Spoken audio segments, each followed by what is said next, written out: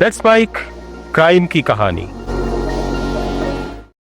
1990 का दशक। इस पूरे टाइम पर मुंबई में अंडरवर्ल्ड की तूती बोलती थी और अंडरवर्ल्ड के दो सबसे बड़े नाम थे दाऊद इब्राहिम और छोटा राजन। पहले दोनों अच्छे दोस्त थे और साथ में काम किया करते थे, लेकिन सब जानते हैं कि बाद में कैसे इन दोनों के बीच में लड़ाई हुई और ये दोनों एक दूसरे के जानी दुश्मन बन गए और इनकी इसी दुश्मनी की युद्ध भूमि बन गई मुंबई।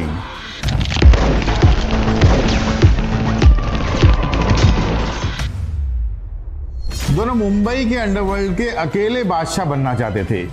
एक तरफ दुबई में बैठा दाऊद इब्राहिम था, जिसके इशारे पर मुंबई की सड़कों पर गोलियां चलती थी, और दूसरी तरफ था उसका सबसे भरोसेमंद साथी रह चुका छोटा राजन, एक ऐसा गैंगस्टर जिसने सालों तक दाऊद के लिए काम किया, लेकिन अब वही उसका सबसे बड़ा दुश्मन बन चुका था। अब ये सिर्फ एक गैंग वॉर नहीं थी, ये सत्ता की लड़ाई थी, पैसे की लड़ाई थी और सबसे बढ़कर सर्वाइवल की लड़ाई थी।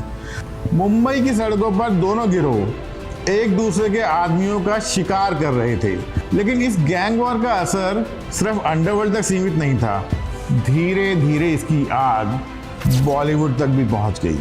फिल्मों में पैसा कौन लगाएगा, कौन सा एक्टर किसके साथ काम करेगा, किस प्रोड्यूसर को फाइनेंस मिलेगा, कौन सा म्यूजिक डायरेक्टर किस फिल्म में काम करेगा, इन सवालों का जवाब अब फिल्म इंडस्ट्री तय नहीं कर रही थी, अब ये फैसला अंडरवर्ल्ड कर रहा था।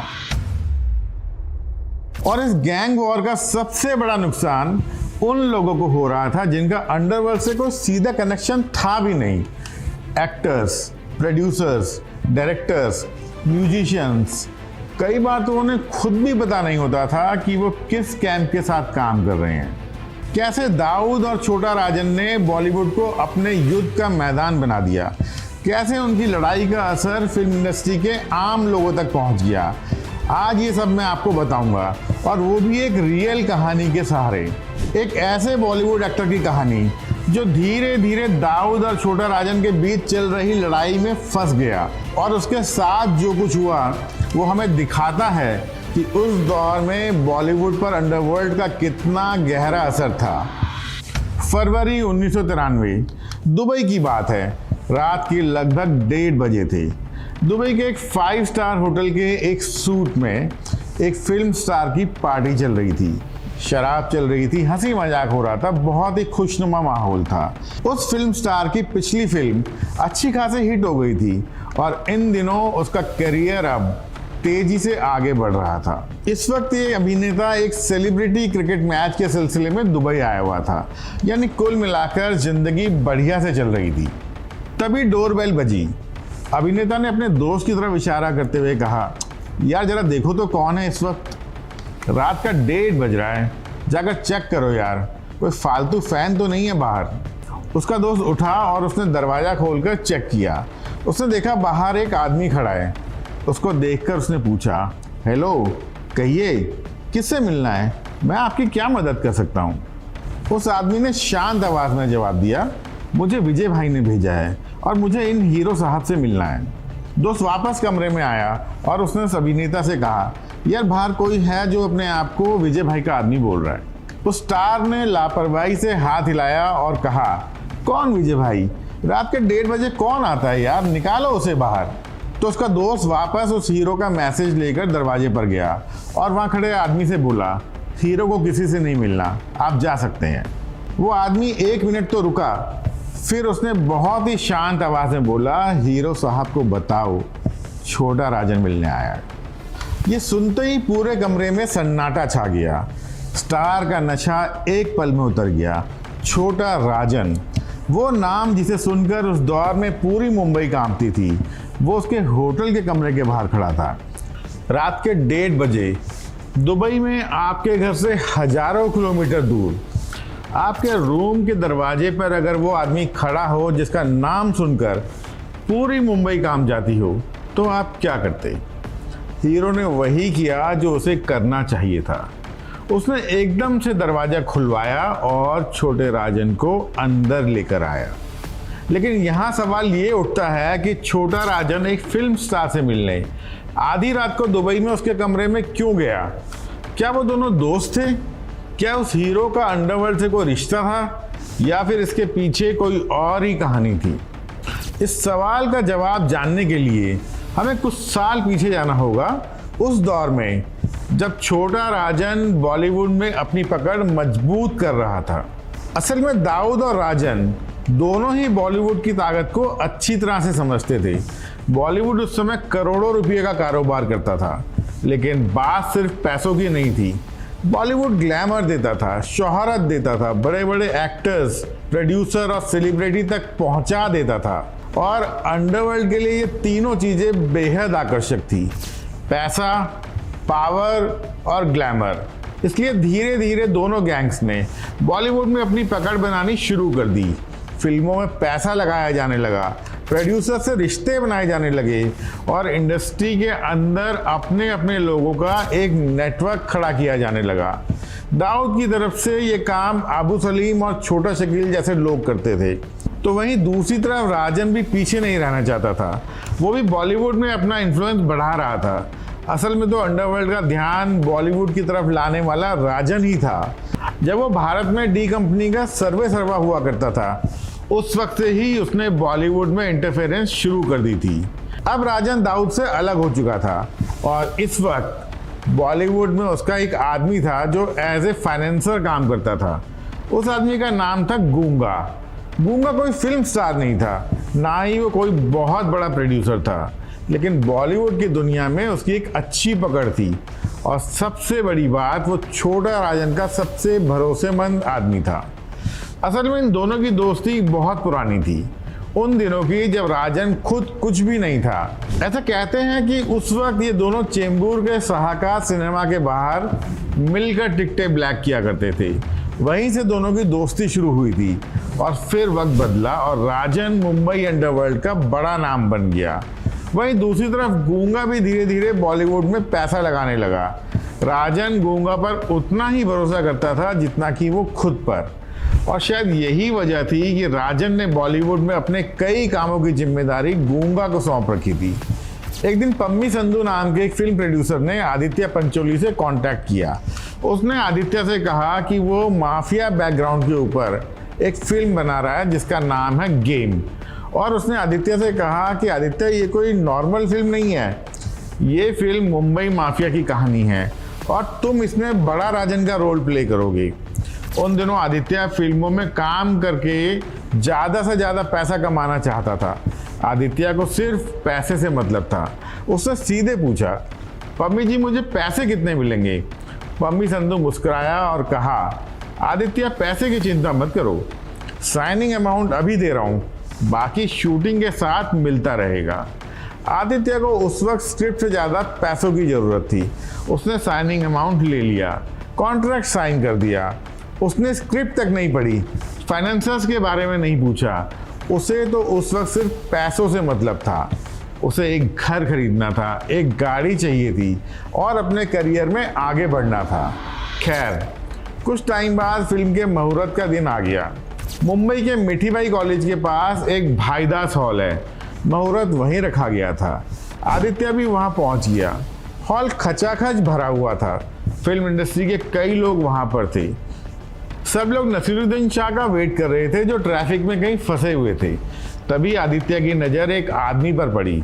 वो आदमी भीड़ के बीच खड़ा था, लेकिन अजीब बात ये थी कि उसके आसपास कोई भी नहीं था। लोग उससे दूरी बनाकर खड़े थे। कोई उसके पास जाने की हिम्मत नहीं कर रहा था, लेकिन सबकी नज़र उसी पर थी और वो लगातार बड़बड़ा रहा था। प्रोड्यूसर्स को गाली दे रहा था, एक्टर्स को गालियां दे रहा था और बार बार चिल्ला रहा था कि मुहूर्त अभी तक शुरू क्यों नहीं हुआ है।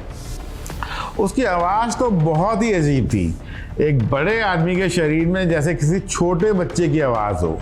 उसके शब्द साफ नहीं निकल रहे थे, मुंह से दबी दबी आवाज़ आ रही थी।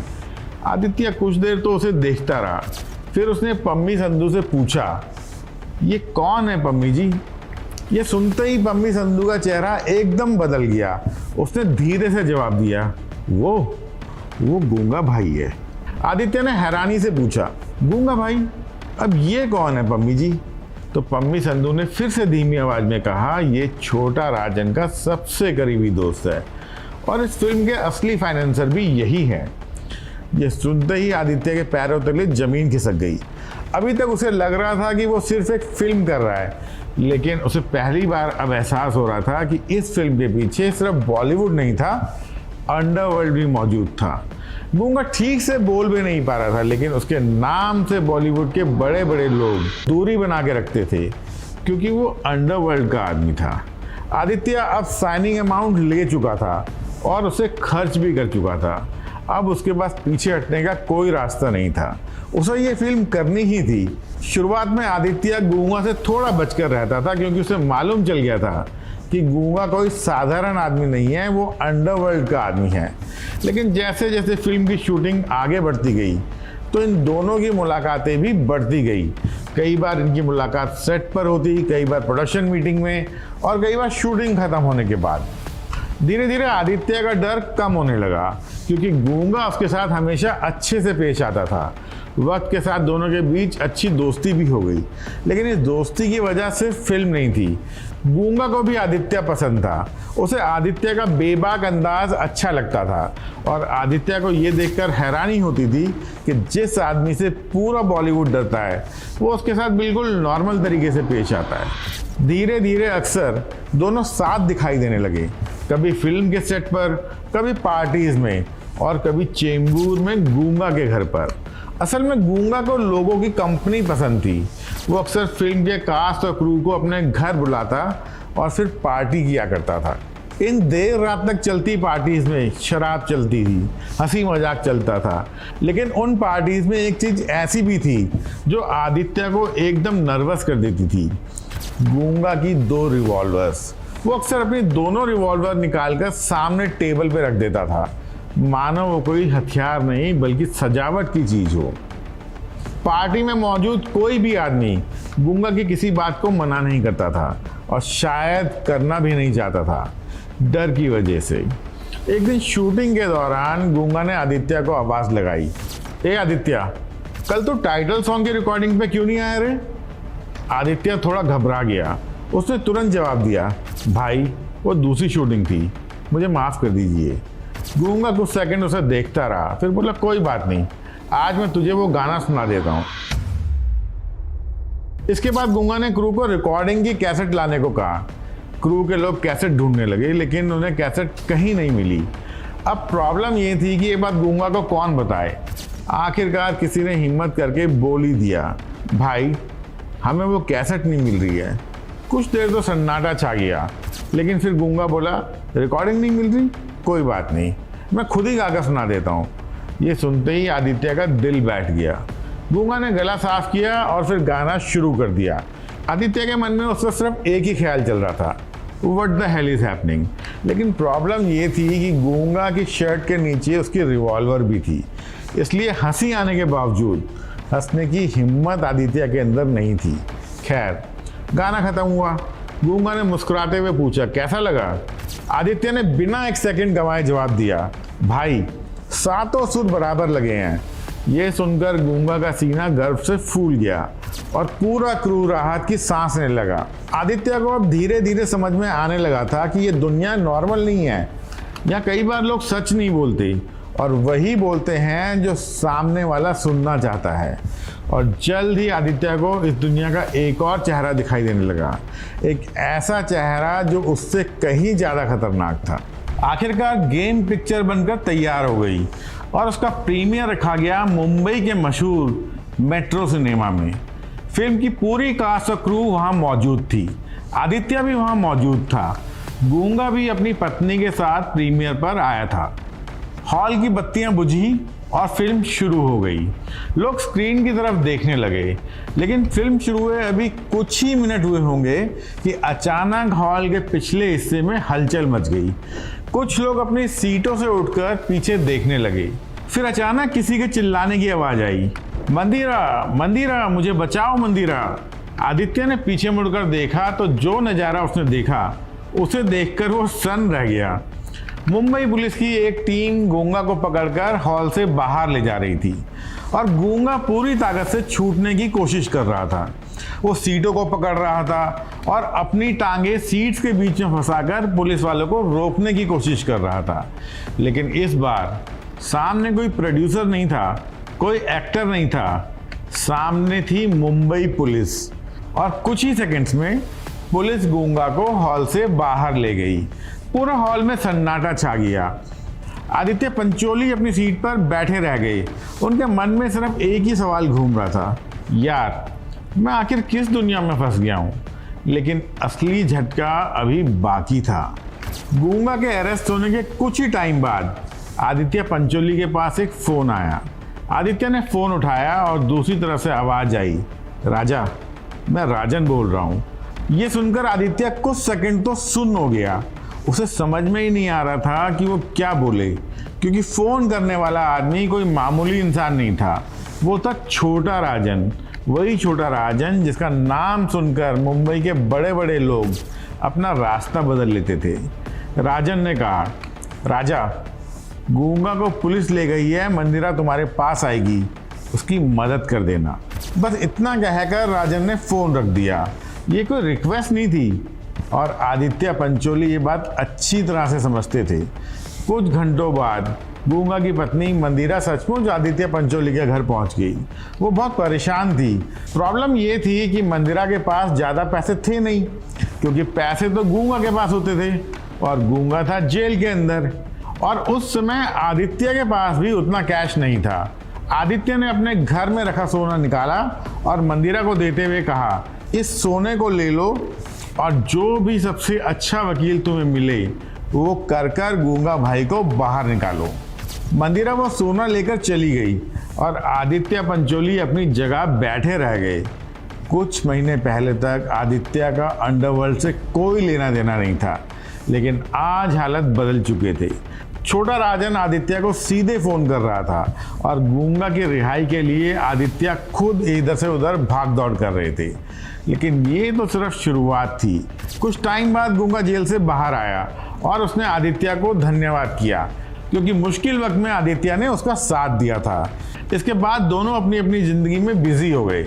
आदित्य अपनी फिल्मों में बिजी हो गए और गूंगा अपने काम में। इसी तरह टाइम निकलता गया। अब साल था 1999। गूंगा एक और फिल्म बनाना चाहता था और इस बार वो अपनी फिल्म में संजय दत्त और आदित्य पंचोली को लेना चाहता था। आदित्य ने फिल्म के लिए हाँ भी कर दी, लेकिन आदित्य को बिल्कुल भी अंदाज़ा नहीं था कि इस बार ये फिल्म आदित्य को सीधे दाऊद इब्राहिम तक पहुंचा देगी। फिल्म की शूटिंग के दौरान एक दिन आदित्य के फ़ोन पर एक अजीब कॉल आई। स्क्रीन पर सिर्फ 0 दिखाई दे रहे थे। आदित्य ने फ़ोन उठाकर हेलो बोला। दूसरी तरफ से आवाज़ आई, तुम गूंगा की फिल्म कर रहे हो? आदित्य ने कहा, हाँ, लेकिन आप कौन बोल रहे हैं? तो वहाँ से जवाब आया, छोटा शकील। ये नाम सुनते ही आदित्य के चेहरे का रंग उड़ गया। आदित्य की समझ में नहीं आ रहा था कि आखिर उसके साथ हो क्या रहा है। आदित्य ने तुरंत कहा, भाई मेरी फैमिली है, मैं इन सब गेम में नहीं पढ़ना चाहता हूँ, मैं ये फिल्म आप बोलो तो अभी छोड़ देता हूँ। कुछ सेकंड तक दूसरी तरफ खामोशी रही। फिर शकील बोला, रुक, पहले सेठ से बात कर। और उसके बाद फ़ोन पर कुछ सेकंड की खामोशी छा गई। फिर एक नई आवाज़ सुनाई दी, एक बेहद शांत आवाज़, दाऊद इब्राहिम। आदित्य के हाथ पांव फूल गए। दाऊद ने बहुत धीरे और शांत लहजे में कहा, तुम एक्टर हो, तुम अपना काम करो, मुझे कोई प्रॉब्लम नहीं है। और फिर कुछ सेकंड रुककर उसने दोबारा कहा, लेकिन फिल्म रिलीज़ होगी कैसे अगर वो बनेगी ही नहीं? इतना कहकर उसने फ़ोन काट दिया। पूरी बातचीत में दाऊद ने एक बार भी अपनी आवाज़ ऊंची नहीं की, लेकिन बहुत ही शांत लैंग्वेज में उसने आदित्य को धमकी दे दी थी। एक तरफ था छोटा राजन और दूसरी तरफ था दाऊद इब्राहिम और बीच में फंस गया था आदित्य पंचोली। आदित्य सीधे गूंगा के घर पहुंचा, लेकिन गूंगा घर पर था नहीं। आदित्य ने उसकी पत्नी से कहा, गूंगा को कहना कि मुझे फ़ौरन कॉल करे। जब गूंगा को दाऊद के फ़ोन की बात पता चली तो वो अलर्ट हो गया। वो समझ गया कि मामला गंभीर है और उसने कोर्ट से अपने लिए सिक्योरिटी की डिमांड की। कोर्ट ने मुंबई पुलिस को उसे सिक्योरिटी देने का आदेश भी दिया, लेकिन कुछ टाइम बाद वो सिक्योरिटी विड्रॉ हो गई। इसके बाद गूंगा ने अपने खुद के आर्म बॉडीगार्ड रख लिए। फिल्म की शूटिंग चलती रही, लेकिन अब गूंगा पहले जैसा केयर फ्री नहीं था। अब वो बहुत अलर्ट रहने लग गया था। फिर एक दिन गूंगा छुट्टियां मनाने हिमाचल गया। आमतौर पर वो हमेशा अपने साथ हथियार रखता था, लेकिन इस बार उसे प्लेन से जाना था और प्लेन में हथियार वो नहीं ले जा सकता था, इसलिए उसने अपनी गन्स मुंबई में ही छोड़ दी। शायद कई सालों में पहली बार वो बिना हथियार के था। कुछ दिनों बाद वो मुंबई वापस लौटा और सीधे बांद्रा के होटल रंग शारदा पहुंचा, वहीं जहां उसकी फिल्म की शूटिंग चल रही थी। ये दिन था 19 मार्च 1999 का।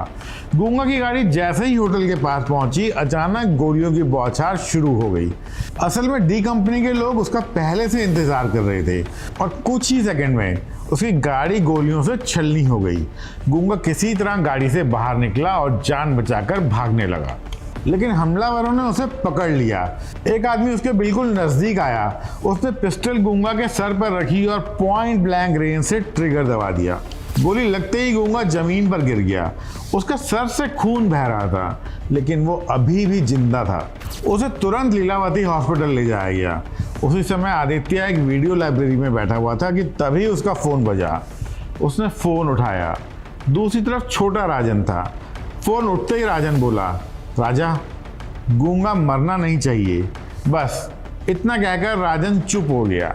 आदित्य सीधे लीलावती हॉस्पिटल पहुंचे। गूंगा की हालत बेहद गंभीर थी। डॉक्टर, पुलिस सब वहां मौजूद थे। आदित्य ने इन सब को हैंडल किया, लेकिन इन सब के बीच आदित्य ने खुद को दाऊद और राजन की लड़ाई के ठीक बीचों बीच खड़ा पाया। गूंगा बच गया। फिल्म भी रिलीज हो गई और बॉक्स ऑफिस पर ठीक ठाक चली। कहते हैं कि गूंगा ने इस फिल्म से करोड़ों रुपए कमाए, लेकिन एक आदमी ऐसा था जिसे अभी तक अपने पैसे नहीं मिले थे, और वो था आदित्य पंचोली। ना आदित्य को अपनी एक्टिंग फी मिली और ना ही वो 5 लाख रुपए वापस मिले जो आदित्य ने मुश्किल वक्त में गूंगा को दिए थे। शुरुआत में आदित्य ने इंतज़ार किया, फिर फ़ोन किए, फिर याद दिलाया, लेकिन हर बार गूंगा की तरफ से कोई ना कोई बहाना आता था।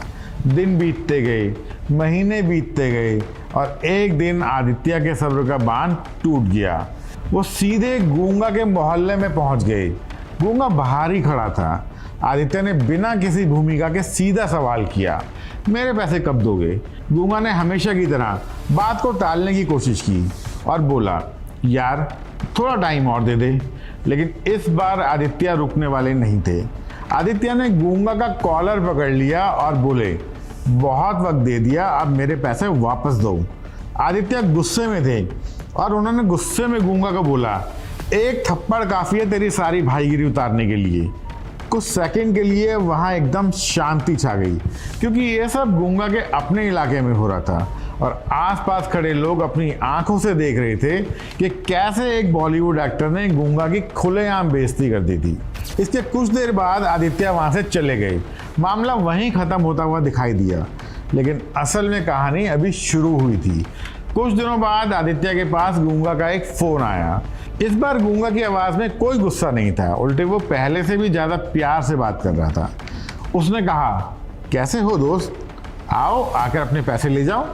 आदित्य ने कहा, मैं अभी बिजी हूँ, तुम बोलो तो मैं अपने मैनेजर को भेज दूँ। लेकिन गूंगा ने तुरंत जवाब दिया, नहीं दोस्त, तुम खुद आओ, ये पैसे मैं तुम्हें पर्सनली देना चाहता हूँ। आदित्य को बात थोड़ी अजीब लगी, लेकिन आदित्य ने इस बात पर ज़्यादा ध्यान नहीं दिया। तय समय पर वो जुहू में मौजूद गूंगा के ऑफिस पहुंच गए और वहां पहुंचते ही आदित्य को कुछ अजीब सा महसूस हुआ।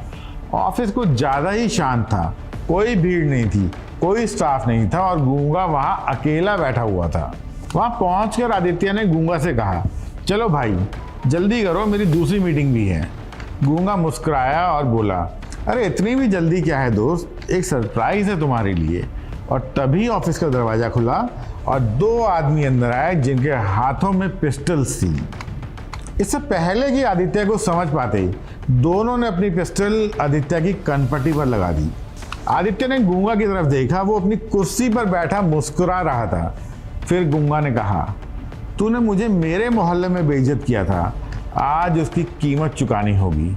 कमरे में सन्नाटा छा गया, लेकिन तभी एक अजीब बात हुई। आदित्य डरने के बजाय गूंगा को देखने लगी। असल में आदित्य को एक बात समझ में आ गई थी कि अगर गूंगा सचमुच आदित्य को मारना चाहता तो वो आदित्य को कभी अपने ऑफिस में नहीं बुलाता। वो सिर्फ आदित्य को डराना चाहता था और शायद अपनी बेइज्जती का बदला लेना चाहता था। बस इतना समझते ही आदित्य का डर खत्म हो गया। आदित्य ने सीधा गूंगा की आंखों में आंखें डाली और बोले, गूंगा, तू वो वक्त भूल गया जब मैंने तेरे लिए अपने घर का सोना बेचा था, तुझे जेल से निकलवाया था, हॉस्पिटल में तेरे लिए भागदौड़ की थी और आज तू मेरे सर पर गन ताने बैठा है। इसके बाद आदित्य ने गूंगा की आंखों में देखा और कहा, एक काम कर, नाना भाई को फोन लगा। कमरे में कुछ पल के लिए सन्नाटा छा गया।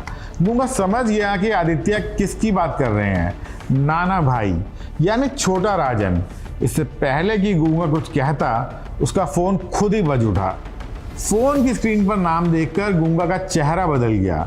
दूसरी तरफ छोटा राजन था। बाद में आदित्य को पता चला कि गूंगा के किसी आदमी ने पहले ही राजन को अलर्ट कर दिया था। गूंगा ने फोन उठाया और फिर अगले कुछ मिनट तक वो सिर्फ सुनता रहा क्योंकि राजन उसे लगातार डांट रहा था। गूंगा बीच बीच में कुछ बोलने की कोशिश करता लेकिन राजन उसे बोलने का मौका ही नहीं दे रहा था। इसके बाद राजन ने कहा, फोन आदित्य को दे। आदित्य ने फोन लिया और राजन से अपनी बात कही। आदित्य ने कहा, भाई आपको मालूम है ना कि गूंगा की बेल के लिए मैंने अपने घर का सोना निकाल कर दिया था। इसके बुरे वक्त में मैंने इसे 5 लाख रुपए दिए थे। आप तो ये भी जानते हो कि गूंगा को गोली लगने पर मैंने इसके इलाज के लिए भाग दौड़ की थी और आज इस गूंगा ने मेरे सर पर गन तान दी। राजन कुछ देर चुप रहा, फिर उसने फोन वापस गूंगा को देने को कहा। अगले कुछ सेकंड में राजन ने सिर्फ एक बात कही, गूंगा अपने आदमियों को अभी बाहर निकाल। बस इतना सुनना था कि कमरे का पूरा माहौल बदल गया। जो गनमैन कुछ मिनट पहले तक आदित्य की कनपटी पर पिस्तौल ताने खड़े थे, वो बिना एक पल गंवाए कमरे से बाहर निकल गए। राजन ने गूंगा को आदित्य से माफी मांगने को कहा। उधर गूंगा की पत्नी मंदिरा भी अब तक वहां पहुंच चुकी थी। उसे जब पूरी बात पता चली तो उसने भी गूंगा को खूब खरी खोटी सुनाई। आखिर गूंगा को झुकना पड़ा। उसने आदित्य से हाथ मिलाया और फिर अपने आदमी को चेकबुक लाने को कहा और आदित्य के बकाया पैसों का चेक उनके हाथों में रख दिया। कुछ मिनट पहले जिस कमरे में आदित्य की कनपटी पर गन रखी थी, उसी कमरे से वो अब अपना पैसा लेकर बाहर निकल रहे थे। लेकिन बॉलीवुड में आदित्य पंचोली एक अकेले ऐसे स्टार नहीं थे जिनको ये सब झेलना पड़ा था। उस दौर में बॉलीवुड के कई बड़े नाम दाऊद और छोटा राजन की लड़ाई की चपेट में आ चुके थे। गुलशन कुमार ने इसकी सबसे बड़ी कीमत चुकाई अपनी जान देकर। राकेश रोशन पर गोलियां चलाई गई, राजीव राय पर जानलेवा हमला हुआ और भरत शाह का मामला ये दिखाने के लिए काफी था अंडरवर्ल्ड का पैसा बॉलीवुड के अंदर कितनी गहराई तक पहुंच चुका था। यानी आदित्य की कहानी कोई अपवाद नहीं थी, कोई एक्सेप्शन नहीं था। वो उस दौर की सैकड़ों कहानियों में से एक कहानी थी। एक ऐसा दौर जब बॉलीवुड के लोग सिर्फ फिल्में नहीं बना रहे बल्कि दाऊद और छोटा राजन की लड़ाई के टेंशन के साथ भी जी रहे थे। लेकिन वक्त के साथ बहुत कुछ बदल गया। आज बॉलीवुड में अंडरवर्ल्ड का इफेक्ट खत्म हो चुका है, ये कहना शायद ठीक नहीं होगा, लेकिन 1990 के दशक जैसी स्थिति आज नहीं है।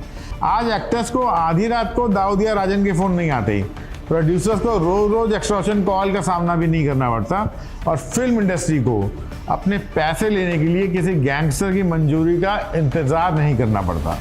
लेकिन एक टाइम ऐसा जरूर था जब बॉलीवुड सचमुच दाऊद इब्राहिम और छोटा राजन के बीच चल रही लड़ाई का एक मोर्चा बन चुका था और आदित्य पंचोली की कहानी हमें उसी दौर की एक झलक दिखाती है। अगर आपको ये कहानी पसंद आई हो तो वीडियो को लाइक ज़रूर कीजिए और कमेंट से मुझे बताइए कि अगर आप उस दौर में बॉलीवुड का हिस्सा होते तो क्या आप अंडरवर्ल्ड के दबाव के सामने झुक जाते या उसका सामना करते। मैं आपके कमेंट्स ज़रूर पढ़ूंगा। मिलता हूं आपसे अपने अगले एपिसोड में। तब तक के लिए मुझे दीजिए इजाज़त। नमस्कार और जय हिंद।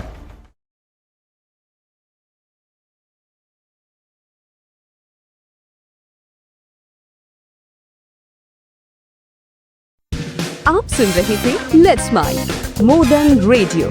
फॉलो कीजिए हमें हमारे सोशल मीडिया प्लेटफॉर्म्स पर।